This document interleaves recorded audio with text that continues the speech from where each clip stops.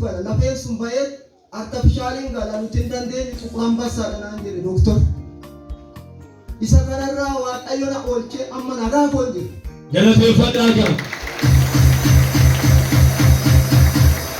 Lafa kanatti dhuftanii isinii kanadhe. Sanaan booda nan galee tan utuma mana koo jiru hojii wayii hojjedhanii bahe. Gaafan bahu muka wayii kutadhee naan gadi jedhe achumatti an kufu dugdi koo na cite. Achi na baataniiti manatti na galche. Kilinika tokko na geesse. Buleetan aspoolii kana na fidan. Innaan dhufu saatii boodaati lafti sanbataa hojjetoonni hin jiran yaa'anii saatii 10 qaqqabe. Amma achumaan bahe maatii obboleessa koo bira as dhufee otoo hin deemu asii faarfatu. Ani manatti hin galu waldaa sana dhaqaan jedhe. Amma naan dhufu Waaqayyo asumatti na argate abida kana. Namni Waaqayyo kun dhufeetu achi nagaan siif haa ta'u. Ameen jedheen kootu Waaqayyo si barbaadaa naan. Meertol kaafadha. Amantanii kan dhufte Waaqayyo barbaada ulfinatti si naa baas. Namni nambaa ulfinatti amantiin aanan dhufe nagar gaarees mul'atan.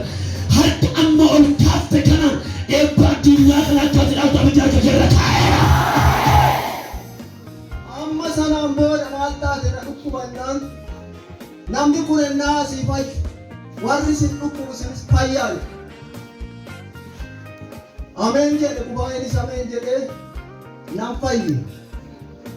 Amma sanaan booda maal jedhe namni Waaqayyoo kun ilaa nama kana digimtiidhaan fixanii qaamni isaa guutuun fixamee jira. Waaqayyo nan hiika jedheera amma inni hiikama.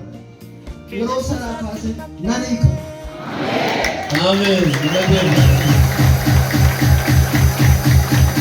Har'a nagaa koon jira.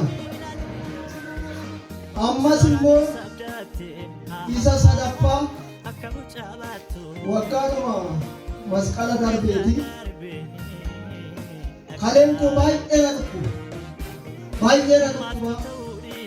Dhiigan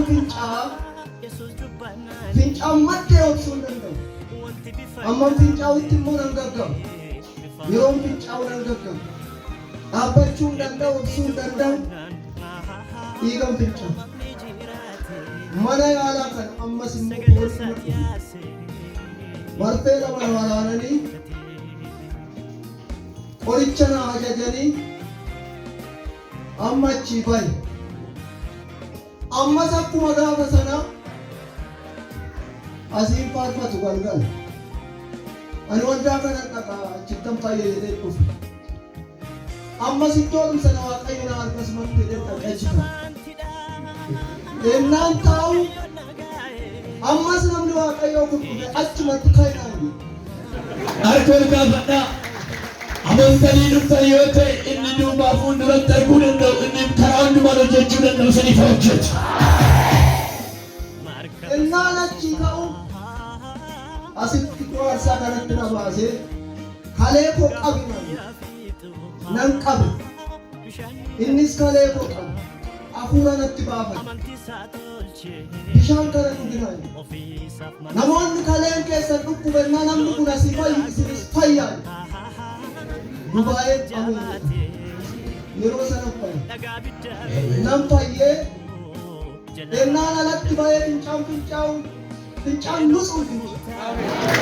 Galateeffadhaa. Hiikoo amansiisa. Naftee meerkol kaafadhaa. Yeroo si baatan rakkina ofirraa dhabaa hundi keessa. Olma kaas dhibbataa kooma. Yeroo si baatu rakkina ofirraa isaa si baaya. Eessa tokko miidha kasan lafatti rukuta narraa ceera.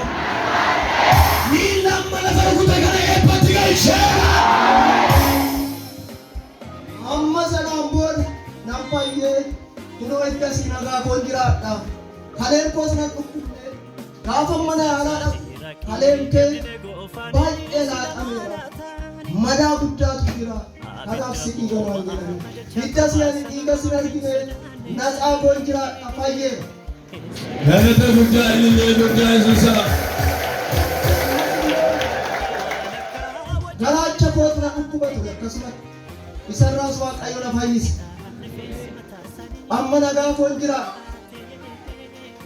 waan jajjabaa hin nyaadhu barbaree hin nyaadhu daabboo hin nyaadhu har'a garuu nan nyaadha ameen waan tokko nan godhu ameen Waaqayyo akkanatti lafa kanaan iddoo kanatti na fayyise ani kunoo nagaa koon jiraadha Waaqayyotu na faana jira isinis Waaqayyo sinaa fayyisu galatoomaan siniin ameen galateeffadhaa Yesuus